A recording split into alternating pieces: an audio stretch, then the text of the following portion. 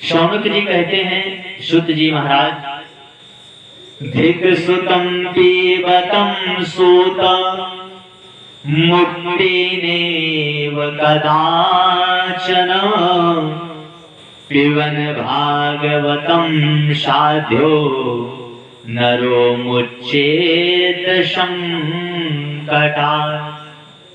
धिक सुधा पीबतम सूत, हे सूत जी महाराज, हम उस अमृत को धिक्कारते हैं, हम उस अमृत को धिक्कारते हैं जिस अमृत को पीने से भी मुक्ति की प्राप्ति नहीं मिली।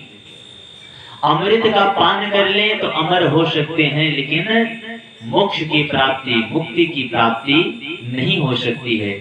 इसलिए हम लोग ऐसे अमृत को बार बार धिक्कारते हैं, क्योंकि जो मुमुक्षु जन हैं, जो संत जन हैं, जो भक्त जन हैं, वे मोक्ष को ही प्रधानता मानते हैं। और जो यह मोक्ष को देने वाला है, यह परम रसोमयी, अतः सर्व रसोपेतम पुण्यम भागवतम वदम पावनम मुक्तिदम गुह्याम मुमुक्षुणाम सदा प्रियम। अतः हे सूत जी महाराज, आप हम सभी को परम पावन मुक्ति को देने वाला श्रीमद् देवी भागवत का वर्णन कीजिए, जो बहुत ही गोपनीय है और मोक्ष जनों को सर्वदा प्रिय है।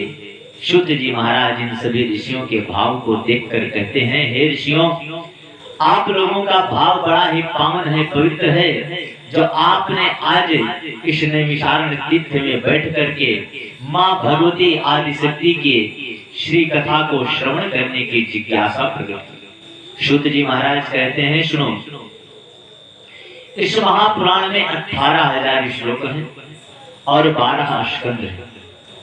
इसमें 318 अध्याय हैं और ये समानतः सर्ग, प्रतिसर्ग, वंश वर्णन, मनवंतर तथा मनसा चरित्र के आधार पर 5 प्रकार के लक्षणों से युक्त है।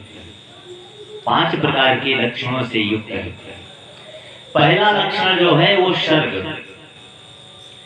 सर्ग अर्थात जिसमें श्री महाकाली, श्री महालक्ष्मी, श्री महासरस्वती माँ के शरीर धारण जो करती हैं, इसकी जो कथा है उसे ही इसमें सर्ग कहते हैं।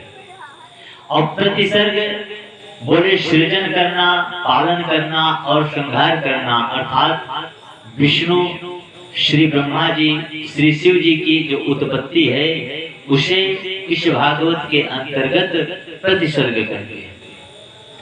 और सूर्यवंशी राजाओं के, चंद्रवंशी राजाओं का जो वर्णन है तथा दैत्यों के जो वंश की कथा है, उस कथा को वंश वर्णन कहते हैं। तथा जो 14 मनु हुए हैं, यौवन के समय में जो विभाग हुआ है, जो मनवंतर हुआ है, उसे ही मनवंतर कहा जाता है। और